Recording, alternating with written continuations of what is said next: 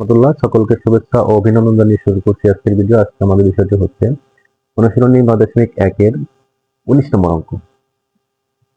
এখানে বলল প্রমাণ করো √1 - sin a / 1 + sin a equal sec a - tan a। তাহলে লেফট হ্যান্ড সাইড √1 -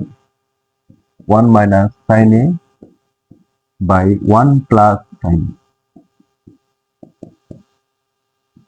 প্রথমে যা আছে সেগুলো আমরা লিখবো। 1 - sin a / 1 + sin a।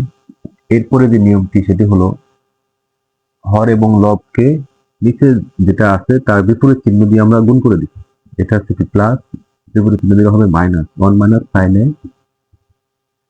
হরকেও গুণ করতে হবে, লবকেও গুণ করতে হবে। 1 - sin a। নিয়মটি হচ্ছে যে নিচে যা থাকবে এটার সেম জিনিস লিখতে হবে, শুধু এটা বিপরীত চিহ্ন দেওয়া। এরপর হচ্ছে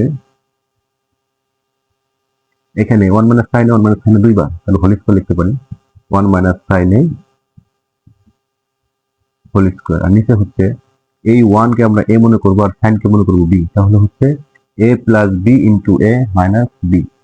আমরা সূত্র মনে করতে পারি a + b * a - b। সূত্রটি হচ্ছে a² - b² = a + b * a - b। এটা হচ্ছে সূত্রের ডান পাশ।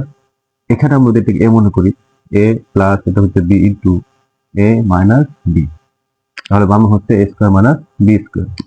এখানে a মানে হচ্ছে 1, 1 কে স্কয়ার করলে হবে 1 মাইনাস b² হচ্ছে sin² a। এরপরে হচ্ছে √1 - sin a হোল স্কয়ার।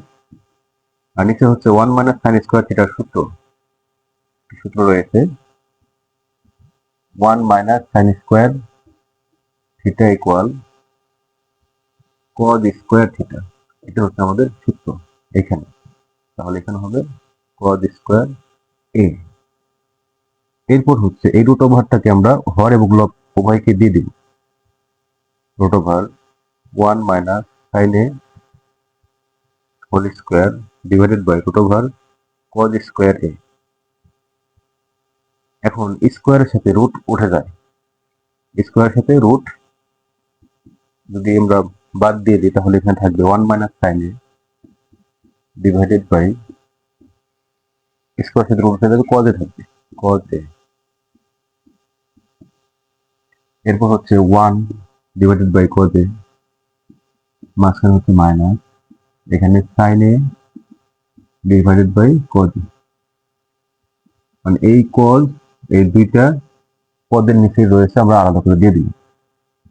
এখন হচ্ছে 1/cos a সূত্র হচ্ছে sec a minus sin/cos a সূত্র হচ্ছে tan a।